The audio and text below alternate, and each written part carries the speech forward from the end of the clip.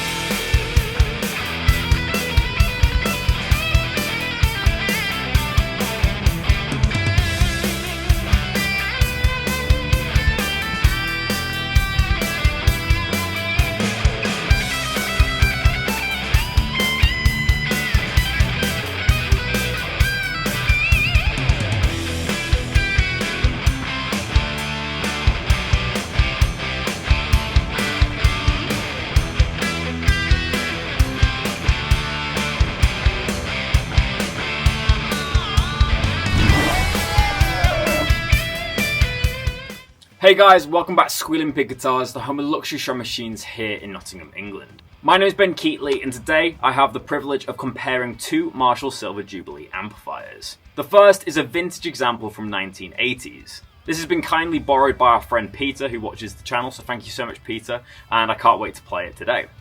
And then we're going to be comparing it with a stock 2020 version, which is kind of like an example of Marshall's modern manufacturing. This was made in Milton Keynes, just like the vintage one. The design of each amplifier is basically identical. They both have the same EQ, the same channels, and the same input gain switch. Of course, the only factor that differs them is age, so it's going to make for a very interesting video today. In today's episode, all the components are going to remain the same. So we're going to be using three guitars for today's episode: my Gretsch White Falcon, a Gibson Collector's Choice Gold Top, and a Kramer. We'll be playing the same riffs on each guitar, A-Bing them back and forth so you can hear the isolated tones of both amplifiers. We'll be using the same EQ settings, same volume settings, and we'll be using the same pedal settings. So I think I've explained everything, so let's go into the tone demonstration and hear how these Marshalls sound. To start off the tone demonstration, we're going to be doing the vintage one first, and I'll be cutting between them as we play. Of course, these are both Silver Jubilees. This one is from 1980... What was it? 1987, so a very old amplifier, and this is my more recent one, which I bought about 5 years ago, so it's the modern spec for Marshall, made in Milton Keynes, as both of them are. Today we're using a 412 cabinet. I think it's the first 412 that we've had on the channel. This is my personal JCM 800 412, which is from the 80s, and we're miking it with our usual condenser microphone, which is an Audio-Technica one. To start off with, I'm going to be doing some John Frusciante inspired tones on this White Falcon. This has Dynasonic pickups, and this will be for the clean tones. As I said, we'll A-B the two amplifiers so we can hear if there's any difference, and then we'll go to a Les Paul and a Kramer later on to hear some shreddy tones. So let's start off on the bridge pickup of this White Falcon and play the same riff on both guitars.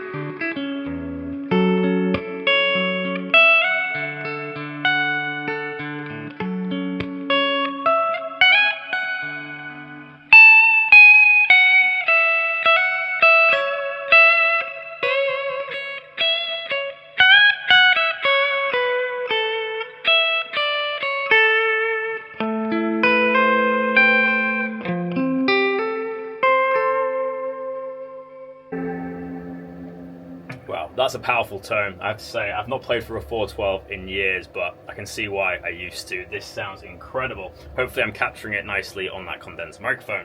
So guys, it's Future Ben now. I'm currently editing this video, and I just want to give a few thoughts about the clean tones with this Silver Jubilee comparison. So obviously both tones sounded very similar.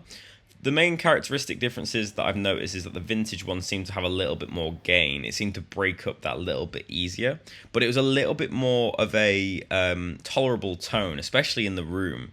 When I played that end bit of the Californication solo, I could feel myself slightly wincing on the modern one. It was a little bit too trebly, a little bit too ice picky, whereas the vintage one seemed to kind of contain the notes a little bit more, and it was a little bit more tolerable to hear. So they're just some thoughts so far. Let me know in the comment section below what you think of the bridge pickup test. Now let's hear the neck pickup.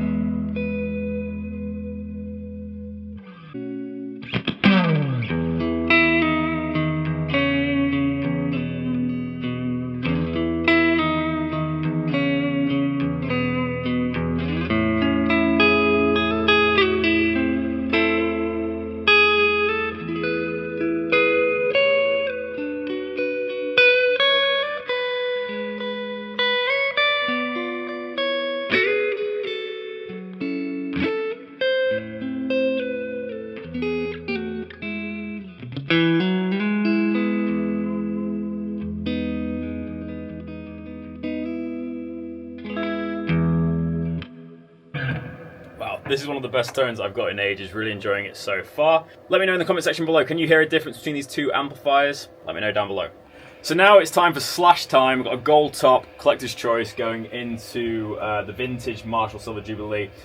This is with the gain channel on, but we don't have the input gain pulled out. So this is just kind of the fresh gain tone. So let's hear it. E flat, let's go.